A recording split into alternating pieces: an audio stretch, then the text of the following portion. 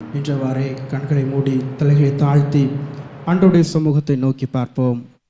கிருபை நிறைந்த ஆண்டவரே, இப்பொழுதும் கூட உம்முடைய வார்த்தைகளை நாங்கள் தியானிக்கவிருக்கிறோம். ஆண்டவர் தாமே எங்கள் ஒவ்வொருவரையும் உம்முடைய திவ்ய பிரசன்னத்தினால் ஆட்கொண்டு உம்முடைய தெய்வீக மன்னாவினாலே நீர் எங்களை போஷிப்பீராக என்று சொல்லி ஜெபிக்கிறோம். நீரே வெளிப்படும் மீட்பர் இயேசு கிறிஸ்துவின் நாமத்தில் ஜெபிக்கிறோம் எங்கள் ஜீவனுள்ள நல்ல பிதாவே, ஆமேன். உட்காருங்கள். கிறிஸ்துவுக்குள் பிரியமானவர்களே, இந்த ஓய்வு நாள் ஆராதனையில் பங்கு பெற்றுக்கூடிய உங்கள் யாவரையும் ஆண்டவராகிய இயேசு கிறிஸ்து நாமத்தினாலே வாழ்த்தி வரவேற்கிறேன். உங்களுக்கு கிருபையும் சமாதானமும் உண்டாவதாக. இந்த நாளிலும் கூட நம்முடைய திருமண்டலத்திலிருந்து தியானத்திற்காக கொடுக்கப்பட்டுள்ள திருவசனம் யோவான் 10வது அதிகாரம் 11வது வசனம். யோவான் 10வது அதிகாரம் 11வது வசனம். நானே நல்ல மெய்ப்பன், நல்ல மெய்ப்பன் ஆடுகளுக்காக தன் ஜீவனை கொடுக்கிறான். இந்த நாளிலும் தியானத்திற்காக நமக்கு கொடுக்கப்பட்டுள்ள தலைப்பு நல்ல மெய்ப்பர். நம்முடைய ஆண்டவர் ஒருவர் மாத்திரமே நம்முடைய வாழ்க்கையிலே நல்ல மெய்ப்பராக இருக்கிறார். இந்த மெய்ப்பர் என்பதற்கு கிரேக்கத்திலே பொய்மன் என்று சொல்லி அது பொருள்படுகிறது. அதற்கான அர்த்தம் என்ன என்று சொல்லி பார்க்கும் பொழுது, பொய்மன் என்ற அந்த பதத்திற்கான அர்த்தம் வழி நடத்துகிறவர், போஷிப்பவர், காப்பாற்றுகிறவர் என்று சொல்லி அது பொருள்படுகிறது. நம்முடைய வாழ்க்கையிலும் கூட ஆண்டவராகிய இயேசு கிறிஸ்து ஒரு நல்ல மெய்ப்பராக இருந்து நம்மை வழி நடத்துகிறார், நம்மை காப்பாற்றுகிறார். எல்லா விதமான தீங்குகளிலிருந்தும் நம்மை பாதுகாத்து நம்மை போஷிக்கிற ஆண்டவராக இருக்கிறார். இந்த நமக்கு கொடுக்கப்பட்டுள்ள இந்த வேத பகுதி யோவான் 10வது அதிகாரம், இது எந்த பின்னணியிலே எழுதப்பட்டது என்று சொல்லி பார்க்கும் பொழுது, யூதர்களால் தள்ளுண்ட ஜனங்களுக்காக, அவர்களுடைய ஆறுதலுக்காகவும் யூதர்களுக்கு போதனையாகவும் எழுதப்பட்ட ஆண்டவர் பிரசங்கித்த ஒரு பகுதி தான் இந்த பகுதி. யூதர்களினால் அங்கே ஒரு 2 பிரிவாக இருந்தார்கள். விருத்த சேதனம் பண்ணப்பட்டவர்கள், விருத்த சேதனம் பண்ணப்படாதவர்கள். இவர்கள் யூதர்கள், நீங்கள் யூதர் அல்லாமல் நீங்கள் யூத முறைமைகளை பின்பற்றுகிறீர்கள் என்று சொல்லி அங்கே 2 பிரிவாக இருந்தார்கள். ஆகவே யூதர் அல்லாமல் யூதர்களால் தள்ளப்பட்டவர்களுக்கு ஆறுதலாகவும், யூதர்களுக்கு நீங்கள் உங்களுடைய பாரம்பரியங்களை விட்டுவிட்டு நீங்கள் இப்படி நடக்க வேண்டும் என்று சொல்லி அவர்களுக்கு போதனையாகவும் கூறப்பட்ட பகுதி தான் இந்த நாம் இன்றைய நாளிலே தியானத்திற்காக நமக்கு கொடுக்கப்பட்டுள்ள இந்த யோவான் 10வது அதிகாரம். இங்கே 2 வேறுபாடுகளை முதலாவதாக ஆண்டவராகிய இயேசு கிறிஸ்து கூறுகிறார். ஒன்று மெய்ப்பன், இன்னொன்று மெய்ப்பன் அல்லாதவன். இங்கே முதலாவதாக சொல்லப்பட்டிருக்கிறது, மெய்ப்பன் கதவு வழியாக வருகிறான், மெய்ப்பன் அல்லாதவன் வேறு வழியாக ஏறி வருகிறான். அது மட்டுமல்ல, ஆடுகள் மெய்ப்பனுடைய சத்தத்தை கேட்கிறது, மெய்ப்பன் அல்லாதவனுக்கு ஆடுகள் அவனுடைய சத்தத்தை அறியாமல் இருக்கிறது. மெய்ப்பன் தன்னுடைய ஆடுகளை பேர் பேராக சொல்லி கூப்பிடுவான். ஆனால் மெய்ப்பன் அல்லாதவனோ கூலிக்காக வேலை செய்வதனால் ஆடுகளுடைய பெயரையோ ஆடுகளையோ அவன் அறியாமல் இருக்கிறான். அது மட்டுமல்லாமல் மெய்ப்பனை அந்த ஆடுகள் பின்தொடரக்கூடியவைகளாக இருக்கிறது. ஆனால் கூலிக்காக இல்லை என்று சொன்னால் மெய்ப்பன் அல்லாதவர்களிடத்திலே அவர்களை விட்டு அவர்களை கண்டு விலகி போகக்கூடியதாய் இருக்கிறது. அது மட்டுமல்ல, வெளியே நடத்தி கொண்டு செல்கிறான் மெய்ப்பன். ஆனால் இந்த கூலிக்காக வேலை செய்யக்கூடியவர்கள், மெய்ப்பன் அல்லாதவர்கள், அந்த ஆடுகளை கடத்தி கொண்டு செல்வதற்காக அவர்கள் உள்ளே பிரவேசிக்கிறார்கள். இந்த நாளிலும் கூட இங்கே 2 காரியங்களை குறித்து பார்க்கிறோம். மெய்ப்பனை பற்றியும் மற்றும் ஆடுகளை குறித்தும் பார்க்கிறோம். இந்த நாளிலும் கூட நல்ல மெய்ப்பன் அவர் எப்படிப்பட்டவர், அவருக்கு உள்ளான ஆடுகள் அவை எப்படிப்பட்டவைகள் என்று சொல்லி சில காரியங்களை இந்த பகுதியிலிருந்து உங்களுக்கு முன்பதாக நான் வைக்க ஆசைப்படுகிறேன். முதலாவதாக யோவான் 10வது அதிகாரம் 11வது வசனத்தில் சொல்லப்பட்டிருக்கிறது, நல்ல மெய்ப்பன் தன் ஆடுகளுக்காக ஜீவனை கொடுக்கிறான். நல்ல மெய்ப்பன் எப்படிப்பட்டவர்? தன்னுடைய ஆடுகளுக்காக ஜீவனை கொடுக்கிறவரே நல்ல மெய்ப்பன்.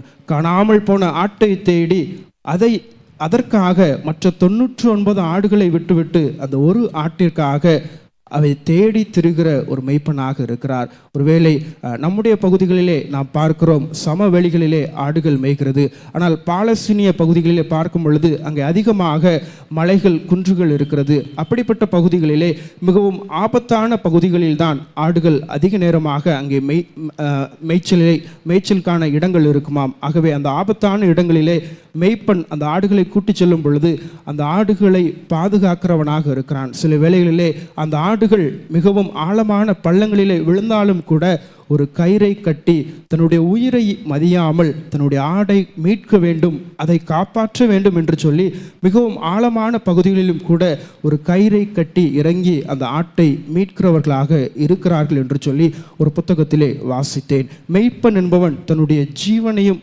தன்னுடைய ஆடுகளுக்காக கொடுக்கிறவனாக இருக்கிறான். நம்முடைய ஆண்டவராகிய இயேசு கிறிஸ்துவும் கூட நாம் பாவத்திலே வீழ்ந்தபோது, பாவத்து நிமித்தமாக நாம் அதிலே விழுந்தபோது ஆண்டவர் அவருடைய ஜீவனை நமக்காக கொடுத்தார். 1 பேதுரு 1 அதிகாரம் 18 மற்றும் 19 வசனங்களிலே சொல்லப்பட்டிருக்கிறது. 1 பேதுரு 1 அதிகாரம் 18 மற்றும் 19 அதிகாரத்திலே, உங்கள் முன்னோர்களால் பாரம்பரியமாய் நீங்கள் அனுசரித்து வந்த வீணான நடத்தையினின்று அழிவுள்ள வஸ்துக்களாகிய வெள்ளியினாலும் பொன்னினாலும் மீட்கப்படாமல் குற்றமில்லாத மாசற்ற ஆட்டுக்குட்டியாகிய கிறிஸ்துவின் விலையேறப்பட்ட இரத்தத்தினாலே மீட்கப்பட்டீர்கள் என்று அறிந்திருக்கிறீர்களே. நாம் செய்த பாவங்களுக்காக நம்முடைய நல்ல மேய்ப்பன் அவர் ஜீவனை கொடுத்தது நிமித்தமாக நாம் ஒவ்வொருவரும் மீட்கப்பட்டிருக்கிறோம். முதலாவதாக இங்கே பார்க்கிறோம், நல்ல மேய்ப்பன் தன்னுடைய ஜீவனை கொடுக்கிறார். இரண்டாவதாக அதே அதிகாரத்திலே 10 அதிகாரத்திலே 28 வசனத்திலே நாம் வாசிக்கிறோம், நான் அவைகளுக்கு நித்திய ஜீவனை கொடுக்கிறேன், அவைகள் ஒரு காலும் கெட்டு போவதில்லை, ஒருவனும் அவைகளை என் கையில் இருந்து பறித்து கொள்வதும் இல்லை. இரண்டாவதாக நல்ல மேய்ப்பன் அவர் எப்படிப்பட்டவர்? அவர் பாதுகாக்கிறவர். அங்கே கடைசி பகுதியில் சொல்லப்பட்டிருக்கிறது, ஒருவனும் அவைகளை என் கையில் இருந்து பறித்து கொள்வதும் இல்லை. ஒருவேளை அந்நியர்களோ மேய்ப்பர் அல்லாதவர்களோ நல்ல மேய்ப்பரிடத்திலிருந்து அவருடைய ஆடுகளை பறித்து கொள்வதில்லை. அநேக நேரங்களிலே நாம் காணாமல் போன ஆட்டை போல ஆண்டவரை விட்டு வழி தவறி போனாலும் கூட ஆண்டவர் நல்ல மேய்ப்பராக நம்மை தேடி வந்து நம்மை மீட்டு நம்மை பாதுகாக்கிற ஆண்டவராக இருக்கிறார். காணாமல் போன ஆடு அது எதனால் காணாமல் போகிறது? தன்னுடைய இச்சையின்படி அது நடந்தது நிமித்தமாக காணாமல் போகிறது. தன்னுடைய மெய்ப்பனுக்கு கீழ்ப்படியாமல், தன்னுடைய மெய்ப்பன் காட்டக்கூடிய பாதையிலே நடவாமல், தனக்கு விருப்பமான தன்னுடைய மனம் போன போக்கிலே அது போனது நிமித்தமாக அந்த ஆடு காணாமல் போகிறது. ஆனாலும் கூட அந்த ஆட்டையும் ஆண்டவர் பாதுகாக்கிற ஆண்டவராக இருக்கிறார். ஆகவேதான் அவரை நாம் நல்ல மெய்ப்பர் என்று சொல்லி அழைக்கிறோம். நம்முடைய வாழ்க்கையிலும் கூட அதே ஆண்டவர் நமக்காக ஜீவனை கொடுத்திருக்கிறார். இப்பொழுதும் நம்மை அவர் பாதுகாக்கிற ஆண்டவராக இருக்கிறார். ஒருவேளை நாம் ஆண்டவரை விட்டு வழி விலகி போயிருந்தாலும் கூட இந்த காலை வேளையிலே அவர் நம்மோடு பேசுகிறார். அவர் நம்மை பாதுகாக்கிற ஆண்டவராக இருக்கிறார். ஒருவேளை நாம் காணாமல் போன அந்த ஆட்டை போல ஆண்டவருடைய சமூகத்தில் இருந்து வழி விலகி போகியிருந்தாலும் கூட அவர் நம்மை தேடி வருகிற ஆண்டவராக இருக்கிறார். அவருடைய சத்தத்திற்கு கீழ்ப்படுகிறவர்களாக நாம் இருக்கிறோமா என்று சொல்லி இந்த காலை வேளையிலே சிந்தித்து பார்க்க அழைக்கப்பட்டிருக்கிறோம். இங்கே முதலாவதாக நல்ல மெய்ப்பன் எப்படிப்பட்டவர் என்று சொல்லி 2 காரியங்களை பார்க்கிறோம். முதலாவதாக தன் ஜீவனை கொடுக்கிறார். இரண்டாவதாக பாதுகாப்பை கொடுக்கிறார். அடுத்ததாக பார்க்கும் பொழுது நல்ல மெய்ப்பனுக்கு கீழான ஆடுகள் அது எப்படிப்பட்டதாக இருக்க வேண்டும்? ஒரு நல்ல மெய்ப்பனுடைய ஆடுகள் எப்படிப்பட்டதாக இருக்க வேண்டும் என்று சொல்லி பார்க்கும் பொழுது அதே அதிகாரத்திலே முதலாவதாக பார்க்கிறோம் 3வது வசனத்திலே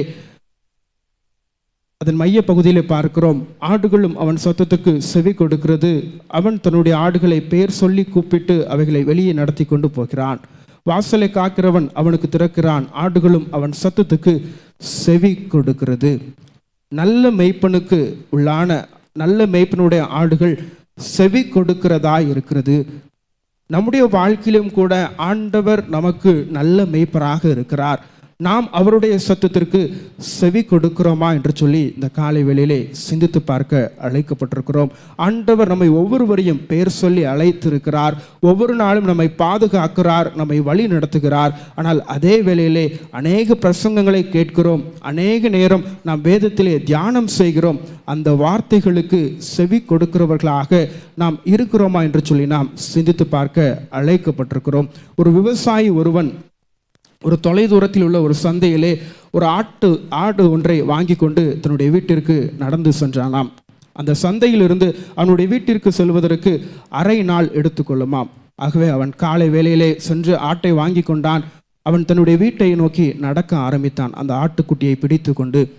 இதை பார்த்த ஒரு 4 திருடர்கள் எப்படியாவது இந்த ஆட்டை நமக்கு நம்முடைய வசமாக்கி கொள்ள வேண்டும் என்று சொல்லி அவர்கள் 4 திருடர்களும் அவர்கள் பேசி கொண்டிருந்தார்கள். சில நேரம் கழிந்தது. அந்த விவசாயி அந்த ஆட்டுக்குட்டியோடு நடந்து சென்று கொண்டிருக்கிறார். முதலாவதாக வந்து ஒரு திருடன் அவரிடத்தில் வந்து, ஒரு நல்ல ஒரு கழுதை குட்டியை நீங்கள் வைத்திருக்கிறீர்களே, இந்த கழுதை குட்டி உங்களுக்கு எங்கே கிடைத்தது இதை எங்கே வாங்கினீர்கள் என்று சொல்லி அந்த விவசாயியின் இடத்திலே கேட்டானாம். உடனடியாக அந்த விவசாயி பார்த்தாராம். பின்னால் திரும்பி பார்த்துவிட்டு, அட நீங்கள் போங்க, இது கழுதை குட்டி அல்ல, இது ஆட்டுக்குட்டி, உங்களுக்கு தெரியவில்லையா என்று சொல்லி அவர் கடந்து சென்றாராம். சிறிது நேரம் ஆனது. இரண்டாவது திருடன் அவரிடத்தில் வருகிறான். வந்து, இந்த நாய்க்குட்டியை நீங்கள் எங்கே வாங்கினீர்கள்?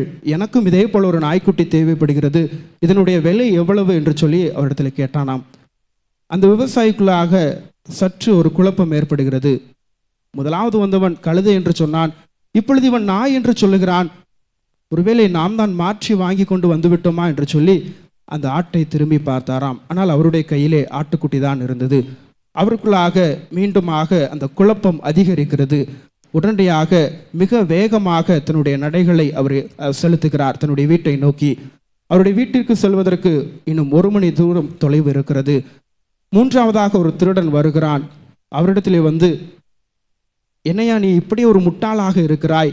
ஒரு குதிரை குட்டியை நீ அழைத்து கொண்டு வருகிறாய், நீ அதன் மேலே ஏறி பயணம் செல்லலாமே, ஏன் அந்த குதிரை குட்டியை நடத்தி கொண்டு நீயும் நடந்து கொண்டு செல்கிறாய்? அதை பயன்படுத்த தெரியாத ஒரு முட்டாளாக இருக்கிறாயே என்று சொல்லி மூன்றாவது திருடன் அந்த நபரிடத்திலே சொன்னானாம். அந்த விவசாயிக்கு அவருடைய குழப்பம் மீண்டுமாக அதிகரித்து விட்டது. பின்னாலே திரும்பி பார்க்கும் பொழுது அவருடைய கையிலே அவர் வாங்கி வந்த அதே ஆட்டுக்குட்டி தான் இருக்கிறது. ஆனால் அவருக்குள்ளாக மீண்டுமாக குழப்பம் அதிகரித்து விட்டது. முதலாவது வந்தவன் கழுதைக்குட்டி என்று சொன்னான், இரண்டாவதாக வந்தவன் நாய்க்குட்டி என்று சொன்னான், மூன்றாவதாக வந்தவன் அவன் குதிரைக்குட்டி என்று சொல்லுகிறான். என்ன நடக்கிறது என்று சொல்லி அவருக்குள்ளாக ஒரு குழப்பம் ஏற்படுகிறது. அவருடைய வீட்டிற்கு செல்வதற்கு சில தூரம் தொலைவு இருக்கிறது. அப்பொழுது நான்காவதாக ஒரு திருடன் வருகிறான். நான்காவது திருடன் அவன் வந்து இந்த விவசாயிடத்திலே கேட்கிறான், உங்களால் எப்படி இவ்வளவு தைரியமாக இருக்க முடிகிறது? ஒரு கரடி குட்டியை இப்படி அழைத்து கொண்டு வருகிறீர்களே என்று சொல்லி அவரை நோக்கி கேட்டானாம். அவ்வளவுதான். அந்த விவசாயி பயந்து தெரித்து ஓடி போய்விட்டானாம். எனக்கு இதுக்கு மேல் இது வேண்டாம், இது எப்படியாக இருந்தாலும் சரி என்று சொல்லி அந்த ஆட்டை அந்த இடத்திலே விட்டுவிட்டு பயந்து ஓடி போய் விட்டானாம். அந்த 4 திருடர்களும் அந்த ஆட்டை கைப்பற்றி விட்டார்களாம். நம்முடைய வாழ்க்கையிலும் கூட சில வேளைகளிலே நாமும் அந்த விவசாயியை போல மாறிவிடுகிறோம். ஆண்டவருடைய வார்த்தைக்கு நாம் கீழ்ப்படிய வேண்டும். ஆண்டவருடைய வார்த்தை நம்முடைய மனதில் இருக்கிறது. ஆண்டவருடைய வார்த்தை என்னை இப்படி தான் நடக்க சொல்லுகிறது என்று சொல்லி நமக்கு நன்றாகவே தெரியும். ஆனால் சில வேளைகளிலே எப்படி இந்த திருடர்கள் அந்த விவசாயினிடத்திலே வந்து அந்த விவசாயியை குழப்பினார்களோ, அந்த விவசாயியை எப்படி வழிமாறச் செய்தார்களோ, அதே போல நம்முடைய வாழ்க்கையிலும் கூட பிசாசானவன் சில மனிதர்கள் மூலமாக, நீங்கள் நேர்மையாய் நடப்பதின் மூலமாக உங்களுக்கு என்ன கிடைத்திட போகிறது? நீ பிழைக்க தெரியாத ஒருவன், நீ எவ்வளவு உயர்ந்த அதிகாரத்தில் இருக்கிறாய், நீ லஞ்சம் வாங்கினால் உன்னால் எவ்வளவு சம்பாதிக்க முடியும், நீ ஏன் இப்படி பிழைக்க தெரியாதவனா இருக்கிறாய், ஏன் இந்த ஒரு முறை நீ பொய் சொன்னால் நீ என்ன கெட்டு போய் விடுவாயா என்று சொல்லி பலவிதமான தவறான காரியங்களை நம் மீது அவர்கள் அழுத்துவது நிமித்தமாக, நம்மோடு அவர்கள் பேசுவது நிமித்தமாக நாமும் சில வேளைகளிலே அந்த விவசாயியை போல ஒருவேளை அப்படிதான் இருக்குமோ, ஒருவேளை நான் வாங்கி வந்தது ஆட்டுக்குட்டி இல்லையோ வேறு ஏதோ ஒன்றோ என்று சொல்லி அந்த விவசாயியை போல ஆண்டவருடைய வார்த்தைகளுக்கு செவி கொடுப்பதை விட்டுவிட்டு மற்ற காரியங்களுக்கு நாம் செவி கொடுத்து விடுகிறோம். ஆனால் இங்கே வசனம் சொல்கிறது, என்னுடைய ஆடுகள் அவன் சத்தத்துக்கு செவி கொடுக்கிறது. நாம் ஆண்டவருக்கு கீழாக அவருடைய கைக்குள்ளான ஆடுகள் என்று சொல்லி நாம் ஆராதனையிலே 95வது சங்கீதத்தை பாடும் பொழுது அங்கே பாடுகிறோம்.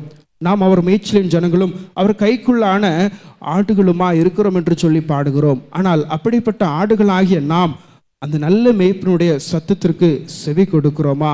ஒவ்வொரு நாளும் ஆண்டவர் நம்மோடு பேசிக்கொண்டே இருக்கிறார். நாம் வேதத்தை வாசிப்பதின் மூலமாக, வேதத்தை தியானம் செய்வதன் மூலமாக, இல்லை என்று சொன்னால் ஆண்டவருடைய பிரசங்கங்களை நாம் கேட்கும் பொழுது ஆண்டவர் ஒவ்வொரு நாளும் ஒவ்வொரு முறையும் நம்மோடு பேசி கொண்டிருக்கிறார். அந்த வார்த்தைகளுக்கு செவி கொடுக்கிற ஆடுகளாக நாம் இருக்கிறோமா என்று சொல்லி நாம் சிந்தித்து பார்க்க அழைக்கப்பட்டிருக்கிறோம். நல்ல மேய்ப்பனுடைய ஆடுகள் அவை செவி கொடுக்கிறவைகளாக இருக்கிறது. நாம் எப்படிப்பட்ட ஆடுகளாக இருக்கிறோம் என்று சொல்லி நாம் இந்த காலை வேளையிலே சிந்தித்து பார்க்க அழைக்கப்பட்டிருக்கிறோம். முதலாவதாக பார்க்கிறோம், நல்ல மேய்ப்பனுடைய ஆடுகள் செவி கொடுக்கும். இரண்டாவதாக பார்க்கும் பொழுது 4வது வசனத்திலே நாம் பார்க்கிறோம், அவன் தன்னுடைய ஆடுகளை வெளியே விட்ட பின்பு அவைகளுக்கு முன்பாக நடந்து போகிறான். ஆடுகள் அவன் சத்தத்தை அறிந்திருக்கிறபடியினால் அவனுக்கு பின் செல்லுகிறது.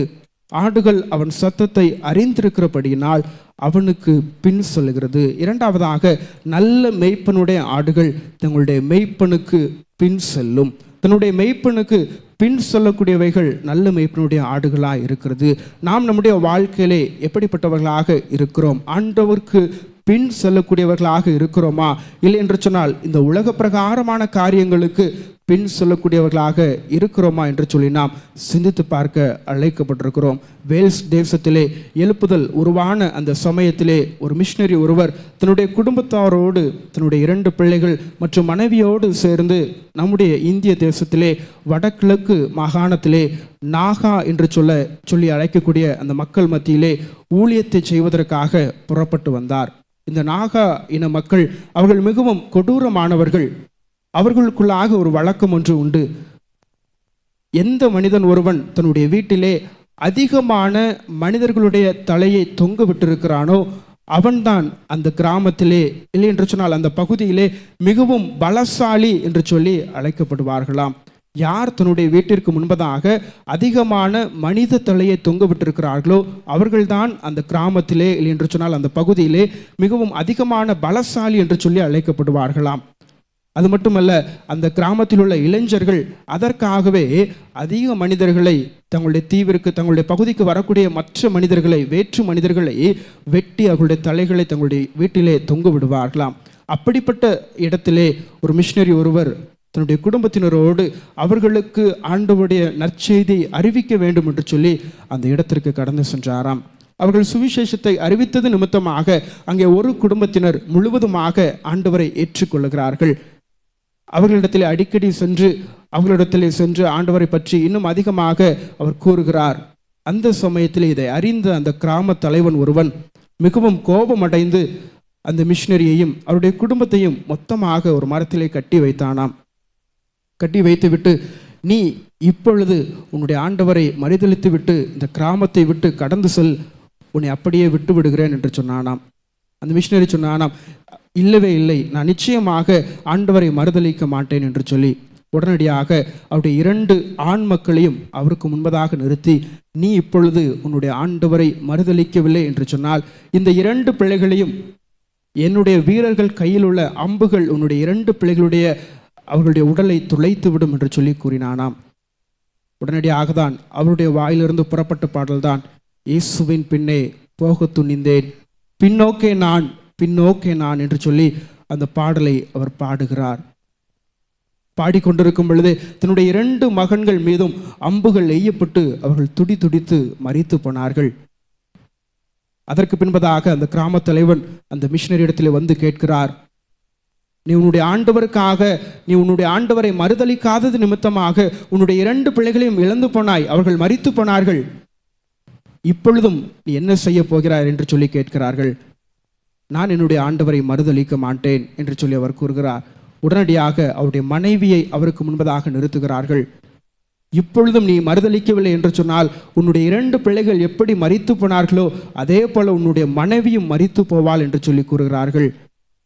அவர் மீண்டுமாக அதே பாடலை படிக்கிறார், இயேசுவின் பின்னே போக துணிந்தேன், பின்னோக்கே நான் பின்னோக்கே நான் என்று சொல்லி பாடுகிறார். அவருடைய மனைவியின் மீதும் அம்பு எய்யப்படுகிறது, அவரும் மரித்து போனார். மீண்டுமாக அவரிடத்தில் கேட்கிறார்கள், இல்லை, நிச்சயமாக நான் என்னுடைய ஆண்டவரை, என்னுடைய ஜீவனே போனாலும் நான் அவரை மறுதலிக்க மாட்டேன், நான் அவரை பின்னோக்கி சொல்லக்கூடியவன் என்று சொல்லி மீண்டுமாக அந்த பாடலை பாடும் பொழுதே அவர் மீதும் அந்த அம்பு எய்யப்பட்டது, அவரும் துடி துடித்து மரித்து போனார். அந்த சம்பவங்களின் நிமித்தமாக அந்த கிராம தலைவன் ஒரு கடவுளுக்காக தன்னுடைய குடும்பத்தையே இவர்கள் இழக்கிறார்கள் என்று சொன்னால் அவர் எப்படிப்பட்ட கடவுள் என்று சொல்லி ஆண்டவராகிய இயேசு கிறிஸ்துவை தன்னுடைய சொந்த இரட்சகராக ஏற்றுக்கொண்டது நிமித்தமாக அந்த ஜனங்கள் திரளாக ரட்சிக்கப்பட்டார்களாம். அந்த நாகா என்கிற ஜனங்கள் அதிகமாக ரட்சிக்கப்பட்டார்கள். அவர்கள் வாழக்கூடிய அந்த மாநிலம்தான் நாகாலாந்து. நம்முடைய இந்தியாவிலே கிறிஸ்தவர்கள் அதிகமாக அங்கே வசிக்கிறார்கள். காரணம், அன்று அந்த மிஷினரி நான் ஆண்டவரை பின்பற்றி செல்வேன். எந்த சூழ்நிலை ஏற்பட்டாலும், எப்பேற்பட்ட சூழ்நிலைகள் என்னை ஆண்டவரை விட்டு பிரிக்க நினைத்தாலும் நான் ஆண்டவருக்கு பின்பதாக செல்வேன் என்று சொல்லி உறுதியாக நின்றார். இந்த நாளிலும் நாமும் கூட நல்ல மேய்ப்பருடைய ஆடுகளாய் இருக்கிறோம். நம்முடைய வாழ்க்கையிலே நம்மை ஆண்டவரை விட்டு பிரிக்கக்கூடிய சூழ்நிலைகள் எதுவாக இருந்தாலும் அவைகள் எல்லாவற்றிலும் நான் இயேசுவின் பின்னே போக துணிந்தேன். பின்னோக்கே நான், அவர் எனக்கு முன்பாக சொல்லுகிறார். என்னுடைய வாழ்க்கையிலே நல்ல மேய்ப்பராக இயேசு கிறிஸ்து எனக்கு முன்பாக சொல்லுகிறார்.